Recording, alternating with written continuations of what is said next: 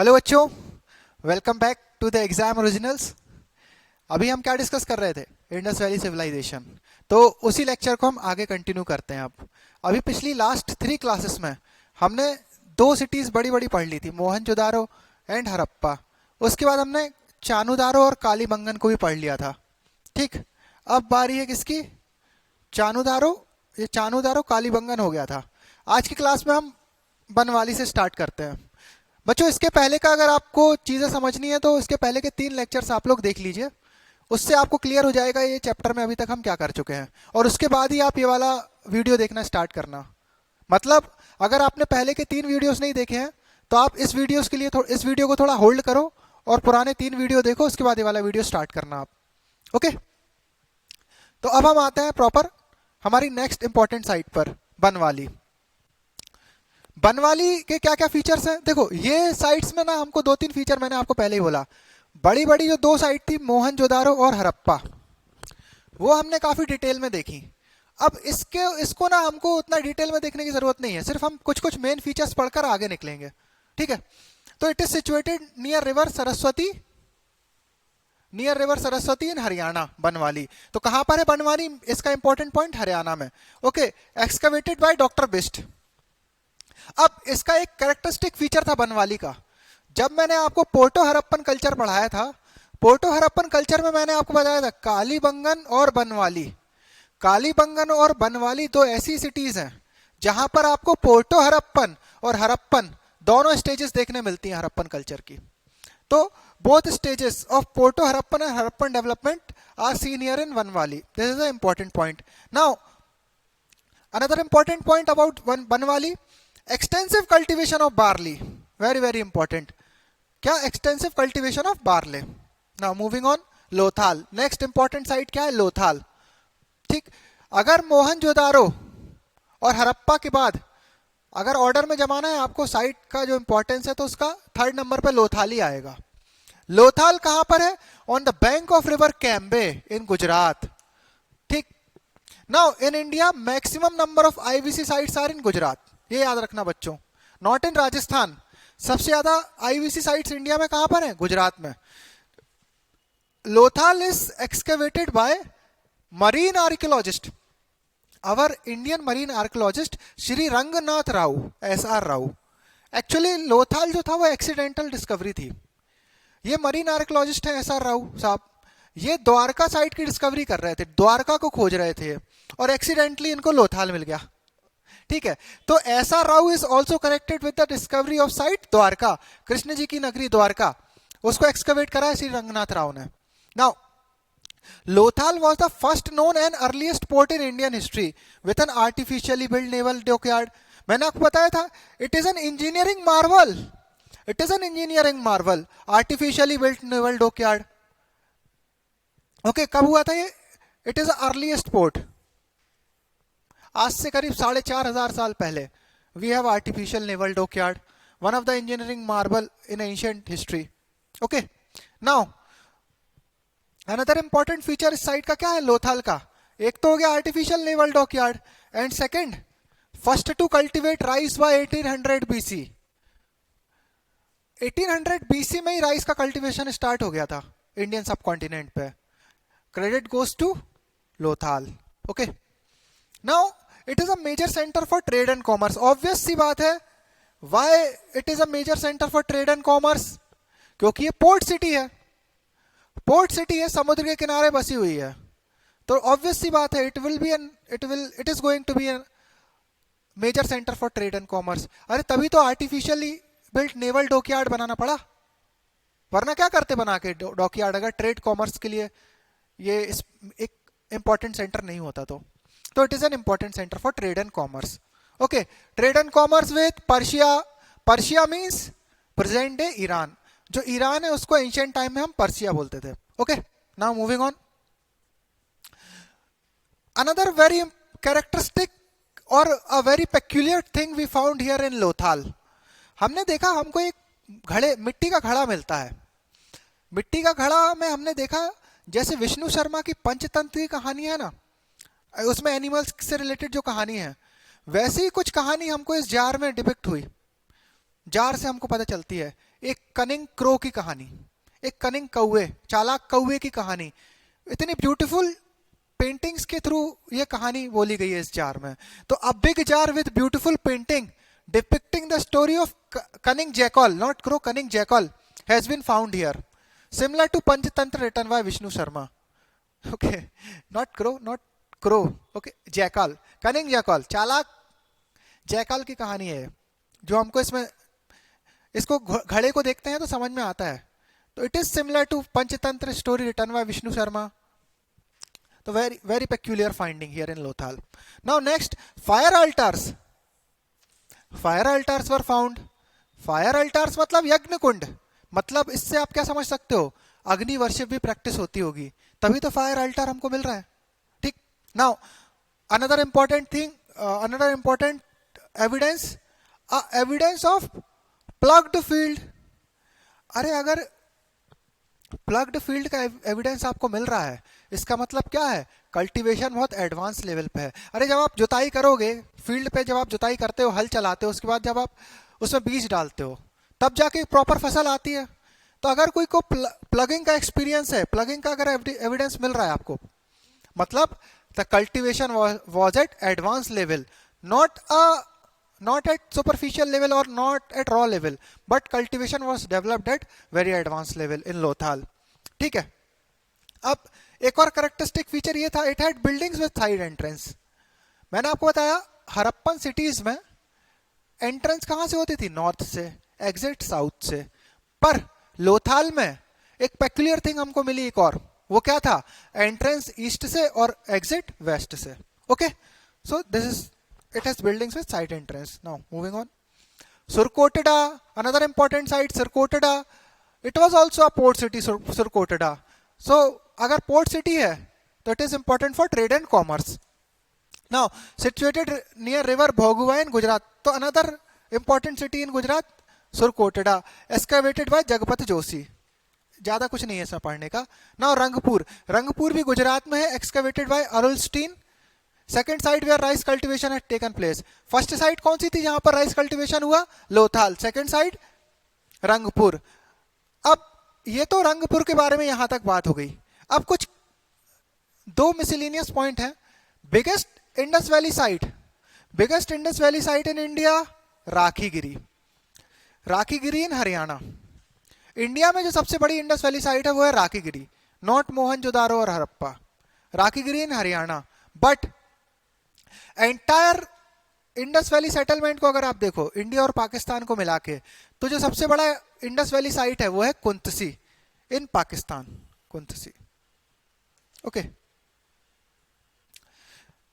ये हो गए दो पॉइंट ना। धोलावीरा, धोलावीरा भी एक पेक्युलियर सिटी है, थोड़ी सी डिफरेंट सिटी है, जिसके कैरेक्टरिस्टिक्स थोड़ा सा हटके है नॉर्मल इंडस वैली सिटीज से।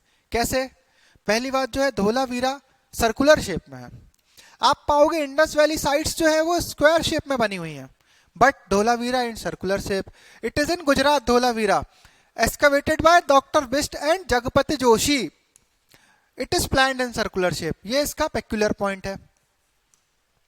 First and another important point, first and earliest indoor stadium,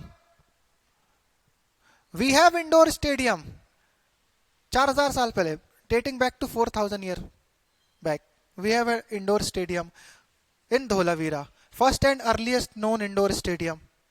Okay, now it has the longest script with 10 pictograph in one sentence. It has the longest inscription. आप देखोगे usually जो Harappan pictographs होते हैं उसमें एक pictograph में 3 से 4 पिक्चर्स होती हैं, पर धोलावीरा में जो हमको पिक्टोग्राफ मिला उसमें एक सेंटेंस में 10 पिक्चर्स मिल गई हमको, एक पिक्टोग्राफ में 10 पिक्चर। तो it has the longest inscription with 10 pictograph in one sentence. और another important thing about Dholavira, very very important, reservoirs are found here, we have reservoirs in Dholavira. तो they know the water harvesting system, तभी तो reservoir है, बरसात का पानी इकट्ठा हो सके। ओके, तो reservoirs are found here. This is all about our sites. अब ये तो हो गया साइट्स के बारे में बात। अब हम प्रॉपर हड़प्पन सिटीज के कैरेक्टरिस्टिक के बारे में पढ़ेंगे, या हड़प्पन पीपल के कैरेक्टरिस्टिक, उनकी जो लाइफ है उसके कैरेक्टरिस्टिक को देखेंगे। अब हम उनके कैरेक्टरिस्टिक मतलब कि जो उनका वे ऑफ लिविंग था, जो उनकी सोसाइटी थी, जो उनके कल्चरल पार्ट था उनकी लाइफ का, जो उनकी इकोनॉमी थी उस टाइम की, जो उनकी पॉलिटी थी, इन सब के बारे में अब हम पढ़ने वाले हैं एक एक करके। और बच्चों क्वेश्चन भी आपसे लास्ट ईयर और प्रीवियस कुछ ईयर्स में पूछे गए हैं कि हड़प्पन सोशल लाइफ को डिस्क्राइब करो, या हड़प्पा की अर्बन लाइफ को डिस्क्राइब करो, या हड़प्पा की इकोनॉमिक लाइफ को डिस्क्राइब करो, and that too in 11 marks.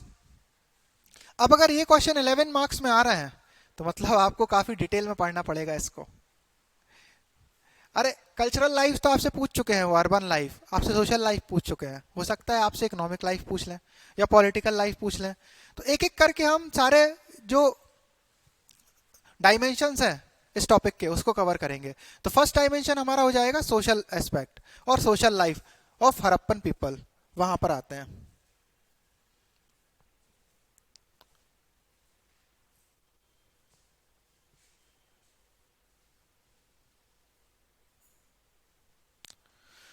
तो फर्स्ट एस्पेक्ट क्या है? First aspect social life.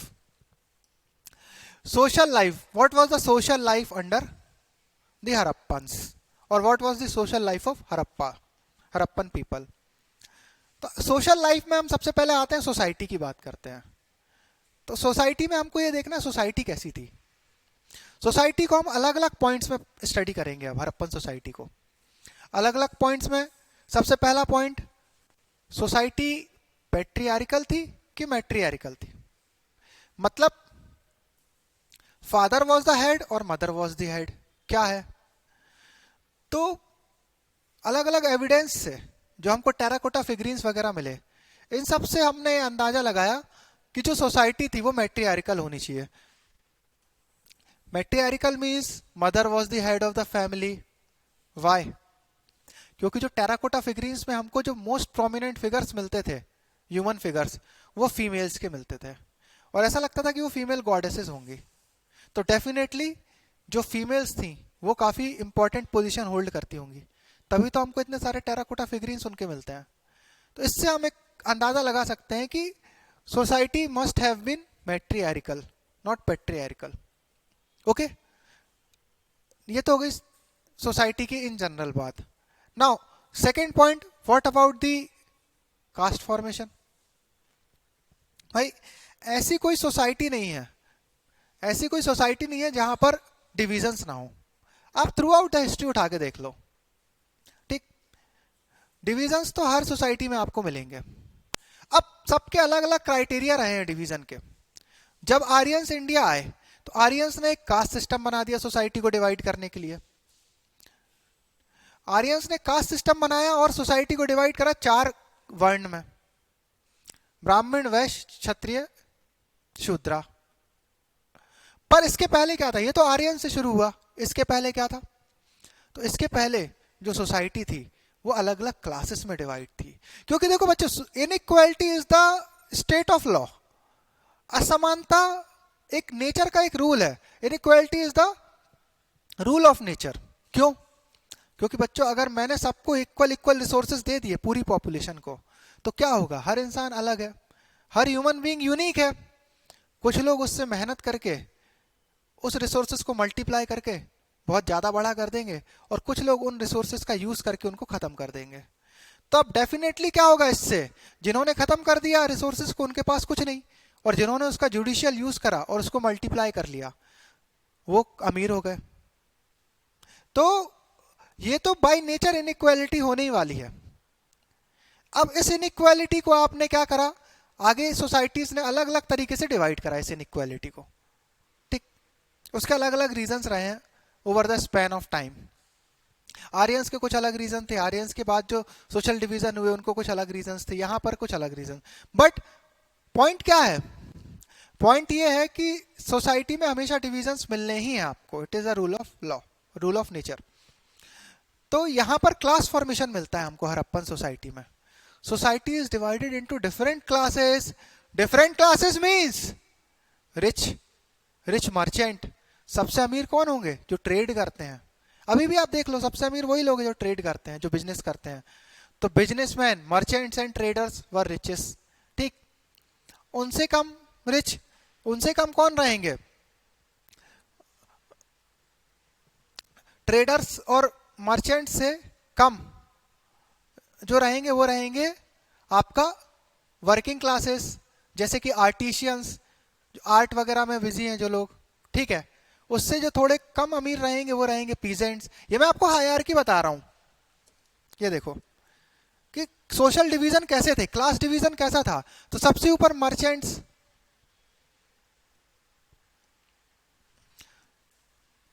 सबसे ऊपर जैसे मर्चेंट्स,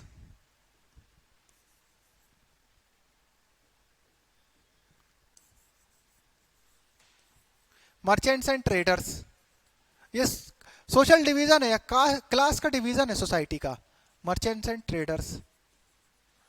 फिर आर्टिशियंस और वर्किंग क्लासेस। ठीक, उसके बाद पीजेंट्स जो खेती किसानी में लगे हैं, एग्रीकल्चर वगैरह, फार्मर वगैरह, पीजेंट्स। फिर लेबर्स। ठीक, तो ये स्ट्रक्चर था सोसाइटी का। यहां पर सोसाइटी में कोई कास्ट सिस्टम नहीं था, पर सोसाइटी में डिवीजन था। तो ये वाला पॉइंट समझ में आया आपको? Class formation but no caste division. Okay, now what next?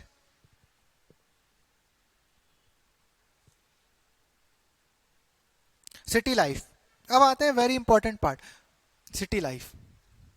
What about the city life?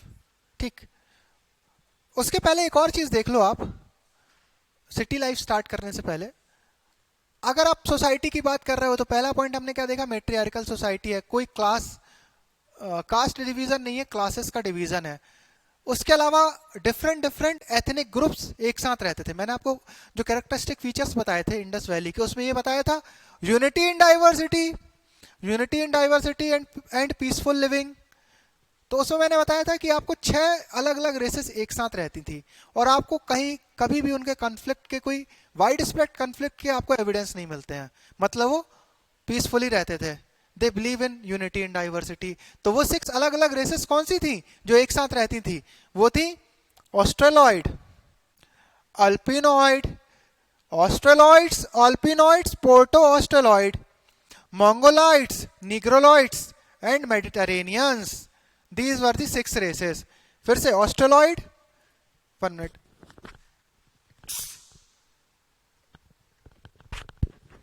Australoid, proto Australoid, Alpinoids, Mongoloids, Negroloids and Mediterraneans. ये 6 रेसेस हैं जिसको कॉन्स्टिट्यूट करती थी। Now we come to the city life. City life और urban life पर भी आपको 11 marker question अलग से ही आ चुका है। ठीक है, तो सिटी लाइफ, सोशल लाइफ के अंदर अब हम अर्बन लाइफ या सिटी लाइफ को देखते हैं। ओके, सिटी लाइफ की अगर बात की जाए तो मैंने आपको बताया था 2 यूनिक फीचर्स हैं सिविलाइजेशन के। First, tremendous uniformity in town planning and second, underground drainage system with manholes. Okay, तो अगर सिटी के लेआउट की अगर हम बात करते हैं, सिटी के लेआउट की अगर आप बात करते हो हड़प्पन सिटीज की, तो इन सिटीज को 2 पार्ट में डिवाइड करा गया है। पहला upper town and second lower town. ठीक है, ये हो गया लोअर टाउन, ये हो गया अपर टाउन। अपर टाउन यूजुअली आपको फोर्टिफाइड मिलेगा, ये एक दीवार से ढका हुआ मिलेगा। इसको क्या बोला? साइटेडल, साइटेडल।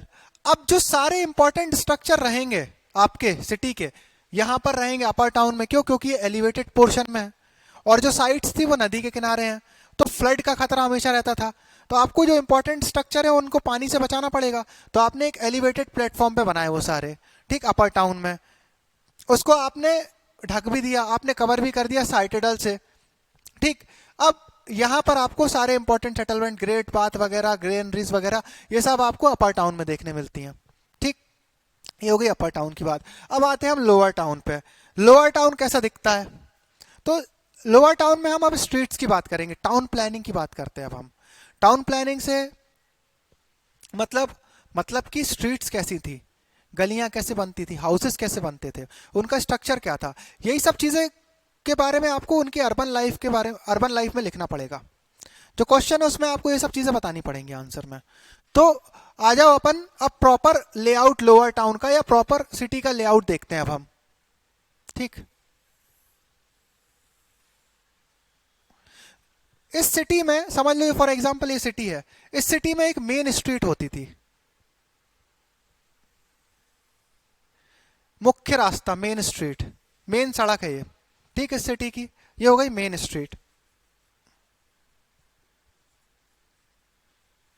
ठीक, इसके बाद इस मेन स्ट्रीट से अलग अलग हॉरिजॉन्टल और वर्टिकल रोज में आपको हाउसेस की रोज आके मिलती थी। इसमें अलग अलग हॉरिजॉन्टल और वर्टिकल रोज की भी स्ट्रीट होती थी।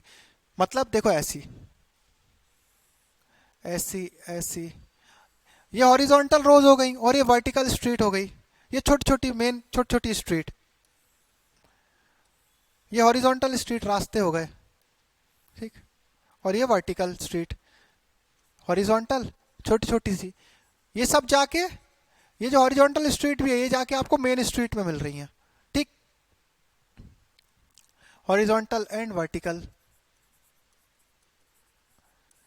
तो ये आपको चेक जैसा पैटर्न दिख रहा है, चेस बोर्ड जैसा पैटर्न, चेक नहीं चेस बोर्ड जैसा।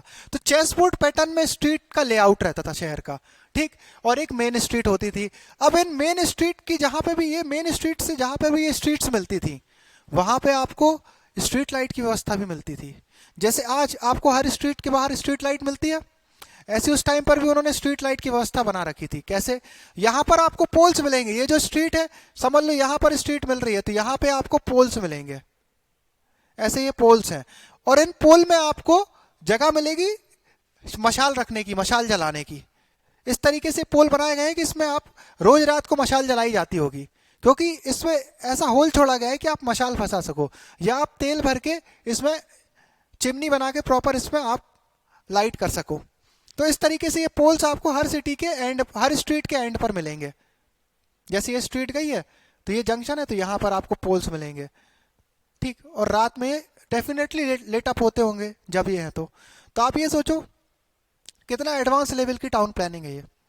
अब ये तो हो गई आपकी सड़कों की बात, ये स्ट्रीट की बात हो गई आपकी। ठीक है, हर आपको जो स्ट्रीट खत्म हो रही है वहां पे आपको स्ट्रीट लाइट्स मिल रही हैं और ये पोल्स मिल रहे हैं, पोल्स के ऊपर ही स्ट्रीट लाइट। ठीक है, अब आप दूसरी चीज, इसमें एक और चीज देखो, समझ लो ये सिटी है। ठीक, ये मेन स्ट्रीट हो गई। अब यहां पर आप ये देखो हाउसेस किस तरीके से बनते थे। जैसे ये एक स्ट्रीट हो गई, जो इस स्ट्रीट, ये एक स्ट्रीट है जो एक मेन स्ट्रीट को जोड़ रही है।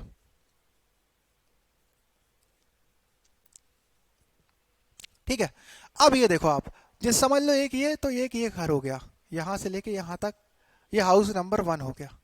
ठीक, अब इन हाउसेस के बीच में भी यहां तक, सॉरी,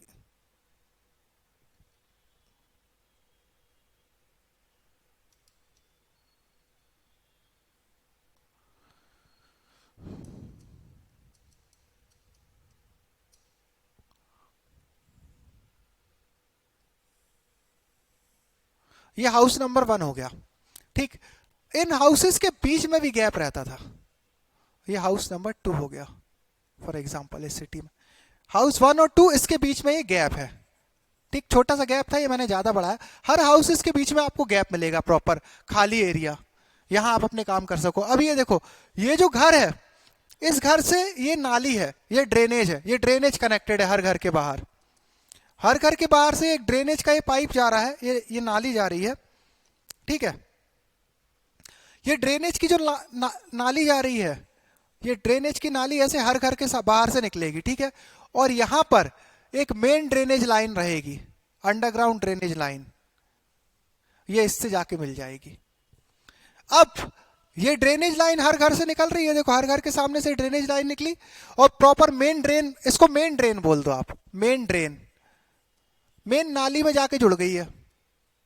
ठीक है, और यहां पर रेगुलर इंटरवल्स पे आपको मैन होल्स भी दिखेंगे, गटर भी दिखेंगे। वो गटर को मैनुअली साफ किया जाता था। तो आप ये देखो सैनिटेशन का कितना ध्यान रखा जाता था।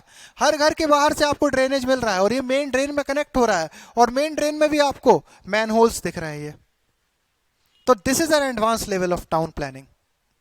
आज फॉर एग्जाम्पल आज की आप टाउन प्लानिंग देखो, अरे आपको कितनी कॉलोनीज ऐसी मिल जाएंगी जहां इन ड्रेन्स की कोई व्यवस्था नहीं है। पूरा नाली का जो पानी, अगर कहीं आपको घर के बाहर से नाली निकल भी रही है तो कोई मेन ड्रेन नहीं मिलेगा, पता चला एक खुले में जाके पूरा पानी इकट्ठा हो रहा है। होता है, अभी डेंगू का सीजन है, मलेरिया का सीजन चल रहा है, वो पानी इकट्ठा होता है, वहां मच्छर पनपते हैं। मतलब आज के टाइम पर भी जो सिटीज कॉलोनी डेवलप होती हैं उस पर इस चीज का ध्यान नहीं दिया जाता उतने अच्छे से, पर उस समय दिया जा रहा था प्रॉपर। आप ये देखो, अच्छा अब ये जो घर है जैसे, तो इन घर में एक एंट्रेंस रहेगी, ठीक, ये आपकी एंट्रेंस है समझ लो, ठीक, ये एंट्रेंस है। और घर के एंट्रेंस के बाहर जैसे ये एंट्रेंस हो गई, तो ये घर हो गया आपका, अब घर की ये एंट्रेंस हो गई, तो इसके बाहर ये खाली एरिया भी रहता था। सोचो, इस खाली एरिया में आप कैटल्स वगैरह बांध सको, अपने भेड़ बकरी जानवर वगैरह बांध सको। अब ये आप घर के अंदर एंटर करें तो घर इस तरीके से एंट्री होती थी घर में कि आपको अंदर का कुछ नहीं दिखेगा। घर के अंदर का एंट्री से आपको घर के अंदर प्रॉपर मेन गेट से एंटर करना पड़ेगा, तब जाके आप एक प्रॉपर घर में एंटर करोगे आप। अब जब आप इस घर में एंटर करोगे तो आपको लेफ्ट हैंड साइड पे कुआं मिलेगा, वेल, और राइट हैंड साइड पर किचन, और फिर ये आपको और अदर कमरे वगैरह मिलेंगे। तो ये लेआउट है पूरा सिटी का, इतनी वेल प्लान सिटी। और ये जो हाउसेस मिलेंगे आपको, बहुत सारी जगह 2 स्टोरीड हाउसेस भी मिलेंगे। ये well plan city with underground drainage system with manholes. और ये लेआउट आपको लगभग हर हरप्पन सिटी में देखने मिलेगा। इसीलिए tremendous uniformity in town planning, proper planned city. अब आप देखो, ऐसे आपको अलग अलग पूरे एरिया में आप हाउस कंस्ट्रक्ट कर लो, इस तरीके से पूरा सिटी का लेआउट हो गया ये, ठीक है। तो this is what unique about this civilization. This setup makes this civilization a very advance civilization, जो मैं आपको बार बार बोलता हूं। तो अब आपको क्लियर हुई चीज है, सिटी का स्ट्रक्चर क्लियर हुआ, आपको ड्रेनेज का स्ट्रक्चर क्लियर हुआ, शहर कैसे बनते थे, क्या होता था, आप चीजें क्लियर हुई। अच्छा, अब ये जो शहर की दीवारें रहेंगी, ये दीवारों में आपको वेल बेक्ड ब्रिक्स मिलेंगी। वेल बेक्ड ब्रिक्स मतलब कि आपको पकी हुई ईंटें मिलेंगी, और जो ईंटों का साइज इस घर बनाने में यूज हुआ वही इस घर बनाने में यूज होगा, वो साइज, और वो सेम साइज आपको लगभग हर हरप्पन सिटीज में देखने मिलेगा। अगर सेम साइज की ईंटें आपको हर हरप्पन सिटी में देखने मिल रही है, मतलब उन सबका प्रोडक्शन एक जगह हो रहा होगा, सेंट्रलाइज्ड प्रोडक्शन होगा, या कोई एक अथॉरिटी कंट्रोल कर रही होगी उसको, तभी तो आपको एक जैसी जो ईंटें हैं पूरे में देखने मिल रही हैं। तो मतलब प्रोडक्शन सेंट्रलाइज्ड होगा, तब जाके तो इतनी यूनिफॉर्मिटी आएगी चीज़ों में। अगर हर कोई अपने अपने हिसाब से ईंटें बना रहा होता, हर शहर में अपने अपने हिसाब से ईंटें बन रही होती, तो आपको सेम साइज की ब्रिक्स लगभग हर सिटीज में नहीं मिलती, ठीक है। तो प्रोडक्शन सेंट्रलाइज्ड रहा होगा। तो this is all about the town planning, the cities of Harappa, ठीक है। Now what next?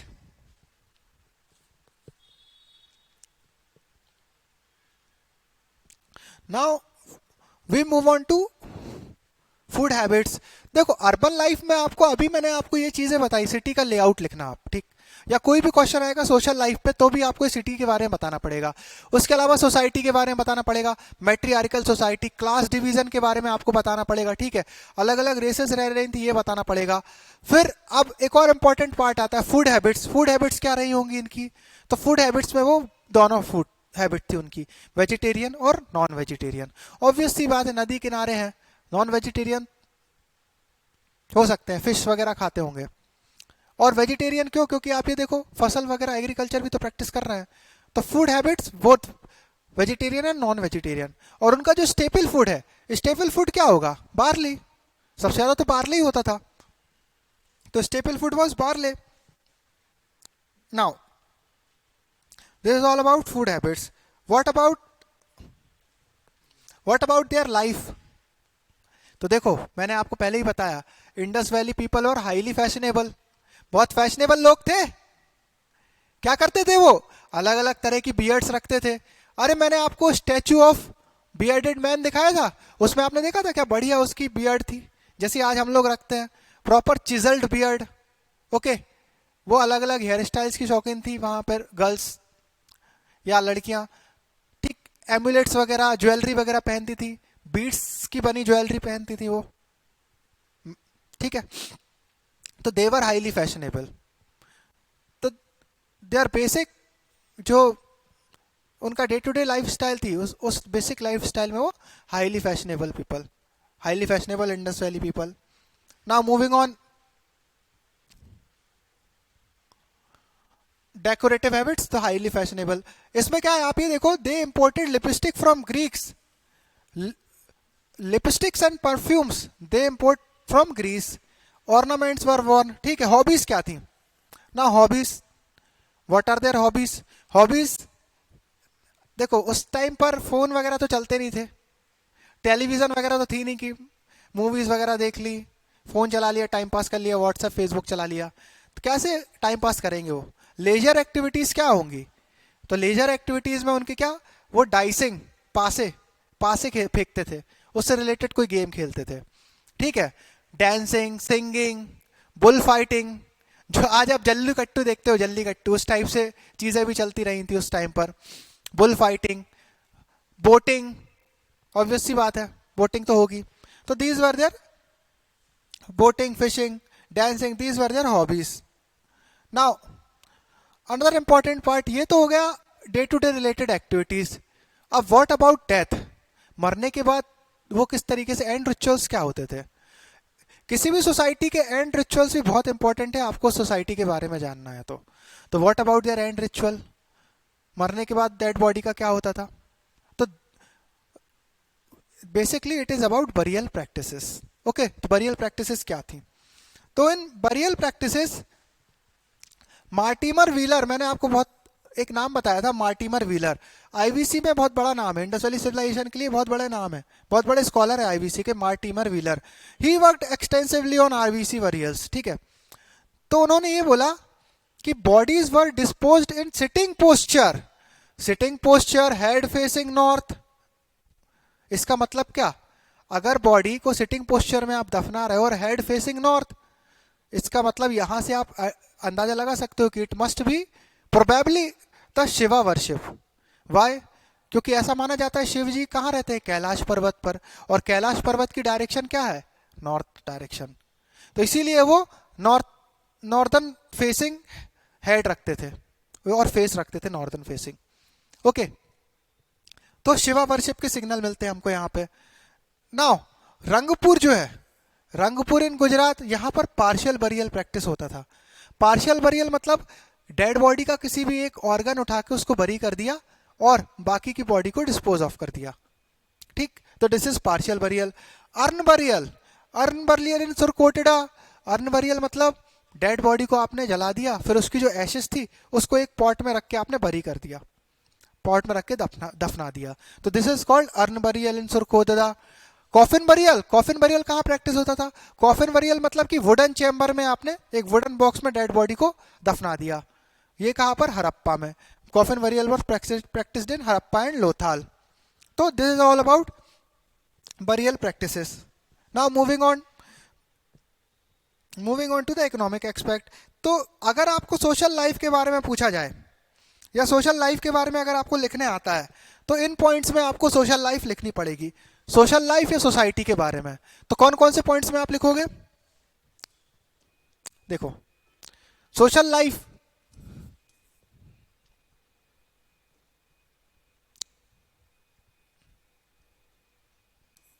अगर आपको सोशल लाइफ या सोशल एस्पेक्ट के बारे में बोला जाए इंडस वैली की, या अर्बन लाइफ के ऊपर आपको लिखने में आए, लिखने क्वेश्चन आता है, ठीक है, तो आपको डिफरेंट डिफरेंट पॉइंट्स में बताना पड़ेगा। पहले सोसाइटी कैसी थी, मैट्रियार्कल और पेट्रियार्कल, इसके बारे में जो हमने बातें करी। ठीक, सेकंड, डिवीजन क्या थे सोसाइटी में, क्लास डिवीजन था कि कास्ट डिवीजन था? क्लास डिवीजन था तो कौन कौन सी क्लासेस है ये हमने अभी पढ़ा।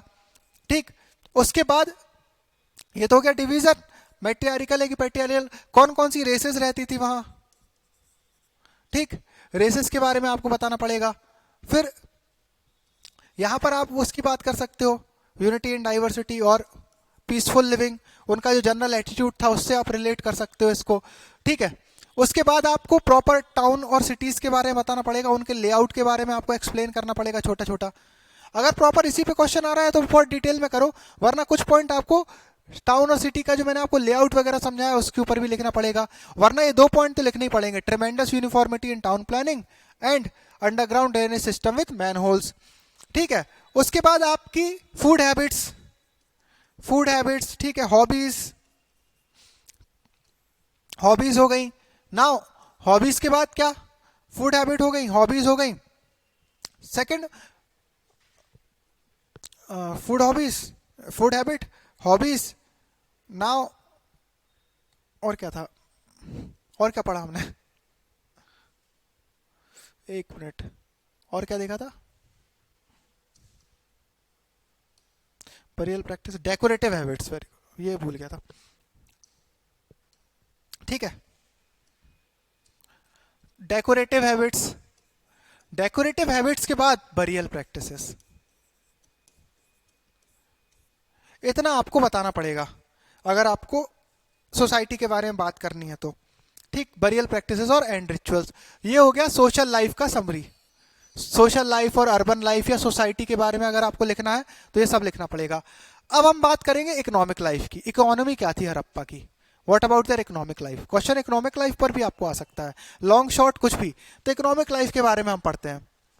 तो इकोनॉमिक एक्सपेक्ट की अगर अपन बात करेंगे तो उसमें सबसे पहला आप गैस कर सकते हो उनकी इकोनॉमी किस चीज़ पर डिपेंडेंट रहती होगी, सबसे मेजर पोर्शन जो था उनकी इकोनॉमी का वो क्या कंट्रीब्यूट करता होगा, एग्रीकल्चर। इवन अभी आज़ादी के कुछ समय तक, आज़ादी के कुछ टाइम बाद तक भी एग्रीकल्चर ही हमारा मेन कंट्रीब्यूटर था जीडीपी का। उस तो आप उस समय का सोच लो, agriculture was their main economic activity, agriculture, they were pioneers in agriculture, pioneers in agriculture, they know the seasons, rabi, kharif, ये सारे सीजन्स के बारे में भी उनको पता था। अरे भाई वो राइस की खेती कर रहा है, वो बार्ले की खेती कर रहा है, वो वीट की खेती कर रहा है, अगर आप इनकी खेती कर रहे हो मतलब आपको सीजन्स के बारे में पता है कि कौन से राबी क्रॉप्स हैं, कौन से खरीफ क्रॉप हैं, कौन से जेद क्रॉप्स हैं, आपको कब क्रॉप कहाँ पर लगाना है, इन सब के बारे में उनको नॉलेज था। That's why they were the pioneers in agriculture, they have knowledge of different types of seasonal crops. Now seasonal crops का तो नॉलेज था ही, they also know about different type of irrigation system. बच्चों कुछ books में आपको लिखा मिलेगा कि वो उनको इरीगेशन सिस्टम के बारे में नहीं पता था, या कुछ बुक्स में आपको ये भी लिखा मिल जाएगा कि उनको अलग अलग टाइप के इरीगेशन सिस्टम के बारे में नॉलेज नहीं था। तो ऐसा नहीं है। अरे जो आदमी अंडरग्राउंड ड्रेनेज सिस्टम बना रहा है, जो आदमी अंडरग्राउंड ड्रेनेज सिस्टम बना रहा है उसको कैनाल इरीगेशन के बारे में पता नहीं होगा क्या? कैनाल्स भी क्या है, कैनाल्स भी कैनाल मतलब भी तो नाली होता है ना, ये कैनाल हो गई भाई, नाली जैसी तो बनती कैनाल, यहाँ से पानी जा रहा है, अगर इससे गंदा पानी जा रहा है तो उसको ड्रेनेज बोल दिया, अगर साफ पानी जा रहा है तो उसको कैनाल बोल दिया। तो लॉजिकली आप सोचो ना, तो अगर वो ड्रेनेज सिस्टम के बारे में जानते हैं तो कैनाल इरिगेशन के बारे में नहीं जानते होंगे क्या? Yes, they very well know about the canal irrigation, okay. तो they have knowledge of different type of irrigation system, whether it is canal irrigation और टैंक इरिगेशन। टैंक इरिगेशन, अरे रिजर्वायर मिल गया आपको, रिजर्वायर मिला धोलावीरा में, रिजर्वायर अगर धोलावीरा में है मतलब इरिगेशन सिस्टम के बारे में पता होगा ना, तभी तो रिजर्वायर बनाया। वाटर हार्वेस्टिंग क्यों करेगा इंसान? पानी की कमी पूरी करने के लिए। They know about irrigation systems, okay. Now they were first to cultivate cotton in entire prehistory, ये हम इस पॉइंट को हम पहले भी पढ़ चुके हैं कि they were the first to cultivate cotton in the entire prehistory, okay. Now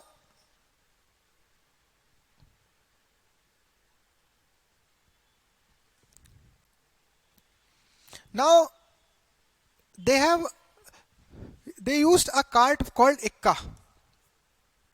जैसे बैलगाड़ी है ना, वो बैलगाड़ी को यूज करते थे कोई भी कमोडिटीज को एक जगह से दूसरी जगह ले जाना है।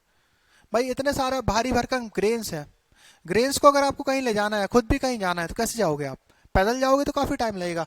तो they started using the cart which is called इक्का, बैलगाड़ी, okay, cart driven by oxen, बैलगाड़ी। तो दे यूजेस बैलगाड़ी, इक्का। Now this is about agriculture, agriculture से रिलेटेड चीजें है ये। अब इकोनॉमिक एक्सपेक्ट में सिर्फ एग्रीकल्चर तो अकेला होगा नहीं कि सिर्फ एग्रीकल्चर करते थे, उसके अलावा वो क्या करते थे, एक तो हो गया एग्रीकल्चर, एक और क्या पार्ट है, ट्रेड एंड कॉमर्स। भाई इकोनॉमी दो दो मेजर पार्ट थे उनकी इकोनॉमी के, एक एग्रीकल्चर और एक ट्रेड एंड कॉमर्स। तो वो ऑलमोस्ट हर उनके कंटेम्प्रेरी जो सिविलाइजेशन थी, almost every contemporary civilization to the Harappa, वो उन सभी से ट्रेड करते थे। तो they have trade relations with almost every civilization, almost every contemporary civilization. तो they were first people in Indian history to go for international trade. Okay बच्चों, they were the first to go for international trade. They traded with Mesopotamia, present day Iraq. They traded with Iraq for gold, Sumeria for silver, Greek से lipstick and perfume, ठीक है, Egypt से diamond, और south India मैंने आपको बताया था Vindhyan mountains तक आते थे। साउथ इंडिया से क्या, लेपिस लेजुली पत्थर लेने आते थे south India lapis lazuli and pearls and shells, pearls और शेल्स भी साउथ इंडिया से वो इंपोर्ट करते थे। तो they traded with almost every civilisation, ठीक। This is about trade and commerce. Now economic aspect में इतना ही रहेगा। तो अगर इकोनॉमिक एक्सपेक्ट आएगा तो आपको दो तरीके से लिखना पड़ेगा, एक एग्रीकल्चर और एक ट्रेड एंड कॉमर्स, तो ट्रेड एंड कॉमर्स में आपको ये एग्जांपल्स बताने पड़ेंगे, या ऑब्जेक्टिव में भी आपसे पूछ सकते हैं कि सुमेरिया से वो क्या इंपोर्ट करते थे। आप बताओ एक्सपोर्ट क्या करते होंगे, आप गैस करो। यूजुअली एक्सपोर्ट वो अपनी कमोडिटीज करते थे, जैसे कि गेहूं, चावल, इस टाइप से चीजें, ये उनका मेजर एक्सपोर्ट होता था, क्योंकि रिच फर्टाइल लैंड्स होते थे, बहुत अच्छी पैदावार होती थी, बहुत ज्यादा सरप्लस होता था, तो उसके कारण वो ट्रेड करते थे। ओके, तो this is all about trade and commerce. Now next is what about their polity.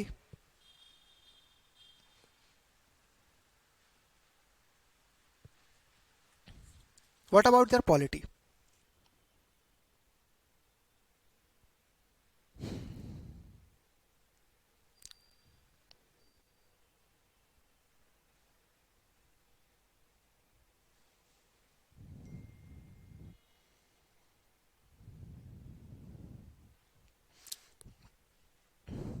देखो बच्चों, एक और पॉइंट है, आपने एक नाम सुना होगा मेलुहा। एक अमीश की नॉवेल आई है, अमीश का नाम सुना आपने, इंडियन राइटर है अमीश त्रिपाठी, उन्होंने एक नॉवेल लिखी है मेलुहा सीरीज की 3 नॉवेल आई हैं, the immortals of Meluha, secret of Nagas, ऐसे करके 3 नॉवेल आई हैं। तो मेलुहा कौन थे, जो मेसोपोटामियम लोग हैं, जो इराक के लोग हैं, वो इंडस वैली के लोगों को मेलुहा बोलते थे, ठीक है। तो जो मेलुहा टर्म है वो यहीं से आया, मेलुहा। ओके, नाउ एक और चीज यहां पर ये रहेगी, आप ये समझो कि जैसे मेजर जो मीडियम ऑफ एक्सचेंज रहता होगा ट्रेड का, मैं आपको आगे चल के बताऊंगा लेक्चर्स में, तो जो मीडियम ऑफ एक्सचेंज रहता था वो गोल्ड और सिल्वर होता था ट्रेड का, कि मतलब मैं गेहूं दे रहा हूं तो इतने गोल्ड और सिल्वर मिल जाएगा मेरे को, इतने ग्राम, या आपको परफ्यूम चाहिए तो इतना गोल्ड और सिल्वर लगेगा।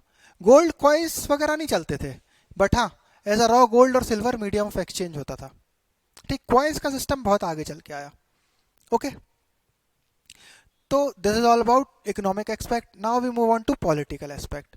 पॉलिटिकल एस्पेक्ट और पॉलिटिकल एस्पेक्ट में हम क्या पढ़ेंगे, हम ये पढ़ेंगे उनका गवर्नेंस क्या था, उनकी सरकार कैसे बनती थी, उनकी सरकार कैसे चलती थी। अरे आप ये सोचो, इतनी यूनिफॉर्म टाउन प्लानिंग है, आप एक शहर को देख लो या पूरे किसी और शहर को देखो, हर जगह आपको सेम टाउन प्लानिंग मिलेगी, तो ये कैसे पॉसिबल है भाई, इतनी यूनिफॉर्मिटी पॉसिबल कैसे है। वो तभी पॉसिबल है जब एक सेंट्रलाइज्ड गवर्नमेंट रही हो, एक सेंट्रलाइज्ड सिस्टम रहा हो जो सभी चीज को कंट्रोल कर रहा हो। वरना क्या होगा, अगर सेंट्रलाइज्ड सिस्टम नहीं रहेगा तो सभी अपने अपने हिसाब से चीजें बना लेंगे, किसी को साइड से एंट्रेंस चाहिए, किसी को इस तरफ से एंट्रेंस चाहिए घर की, किसी को ऑल टुगेदर डिफरेंट टाइप की स्ट्रीट्स चाहिए। तो अगर आपको यूनिफॉर्मिटी चाहिए तो मतलब सेंट्रलाइज्ड कोई सिस्टम ऑफ गवर्नेंस रहा होगा, तो उसी को हम समझने की कोशिश करते हैं गवर्नेंस क्या रहा होगा। तो अब अलग अलग थ्योरीज आई हैं कि उनका सिस्टम ऑफ गवर्नेंस क्या रहा होगा, बट मोस्ट एक्सेप्टेड थ्योरी क्या है, it must be ruled by rich merchant, it must be ruled by oligarch, rich oligarch. आपने ओलिगार्च शब्द सुना है? ओलिगार्च, जो बहुत अमीर बिजनेसमैन वगैरह होते हैं ना, उनको हम ओलिगार्च बोलते हैं। जैसे अगर कोई फुटबॉल देखता होगा, तो अभी जो चेल्सी के ओनर थे, उनके कंटेस्ट में आपने, ये एक फुटबॉल क्लब है चेल्सी, उनके कंटेस्ट में आपने ओलिगार्च शब्द बहुत सुना होगा कि द चेल्सियन ओलिगार्च या रशियन ओलिगार्च, वो रशिया के थे। अब उन्होंने इजराइल की नागरिकता ले ली है, Roman Abramovich, former owner of Chelsea, तो उनको रिच ओलिगार्च बोलते थे बार बार, क्योंकि बहुत अमीर बिजनेसमैन थे। तो उस कंटेस्ट में आपने सुना होगा। तो यहाँ पर भी वही है कि the cities must have been ruled by rich oligarch according to one theory और मोस्ट एक्सेप्टेड थ्योरी। अब अर्बन एडमिनिस्ट्रेशन ये तो हो गया सिटी एडमिनिस्ट्रेशन, और overall not city administration, overall administration of Harappan civilisation, it must be ruled by rich oligarch. पर जो day to day administration है, अर्बन एडमिनिस्ट्रेशन, वहां पर लगता है हमको कि कोई म्यूनिसिपल बोर्ड है जो उसको कंट्रोल करता होगा। ठीक है, जैसे हमको हर बहुत जगह बिग असेंबली हॉल वगैरह भी मिले हैं जहां पर मीटिंग्स वगैरह होती होंगी। तो अर्बन एडमिनिस्ट्रेशन सिमिलर टू नगर पालिकास, कोई म्यूनिसिपल बॉडी है जो अर्बन एडमिनिस्ट्रेशन को एडमिनिस्टर करती हो, अर्बन एडमिनिस्ट्रेशन को एडमिनिस्टर करती होगी। Okay, now polity was secular. कैसे कह सकते हैं सेक्युलर? क्योंकि देखो, एक तो कोई एविडेंस नहीं मिले आपको क्लैशेस के, दूसरा ऐसी कोई प्रॉपर प्लेस ऑफ वर्शिप भी नहीं है आपकी कि आपको रिलीजियस लाइन पे कुछ डिवीजन आप देख पाओ। तो polity was secular. Now for DD Kaushambi, एक इंडियन फर्स्ट मार्क्सिस्ट हिस्टोरियन। देखो बच्चों, हिस्ट्री के भी अलग अलग स्कूल ऑफ थॉट होते हैं। ठीक है, हिस्ट्री के भी अलग अलग स्कूल ऑफ थॉट, जैसे कि Marxist school of thought, subaltern view, ठीक है, इस टाइप से अलग अलग व्यूज या थॉट्स होते हैं हिस्ट्री के। तो first Marxist historian DD Kaushambi हैं। उन्होंने कहा कि हो सकता है इंडस वैली साइट्स को या इंडस वैली सिविलाइजेशन को प्रीस्टली क्लासेस गवर्न करती हों। क्यों? क्योंकि इसकी कंटेम्प्रेरी जो सिविलाइजेशंस थी, जो मेसोपोटामिया या ग्रीक सिविलाइजेशन, उसको प्रीस्टली क्लासेस गवर्न करती थी। तो उन्होंने बोला हो सकता है इसको भी प्रीस्टली क्लासेस गवर्न करती हों, बट ये एक्सेप्टेबल थ्योरी नहीं है। ठीक, तो this is all about political aspect. Now religion, what about religion? तो अभी तक हमने क्या पढ़ लिया? सोशल एस्पेक्ट पढ़ लिया, इकोनॉमिक एस्पेक्ट पढ़ लिया, पॉलिटिकल एस्पेक्ट पढ़ लिया। अब what about the religious life, religious views, religious beliefs, इसके बारे में हम अगली क्लास में चर्चा करते हैं। ठीक है, थोड़ा सा अब लेक्चर बचा है, I think half an hour की क्लास और बची होगी, तो इसको नेक्स्ट लेक्चर में हम खत्म करते हैं। ओके, हाँ, अगर आपको कोई डाउट है तो आप कमेंट सेक्शन में पूछ सकते हो, रिप्लाई करने की पूरी कोशिश की जाएगी। ठीक है।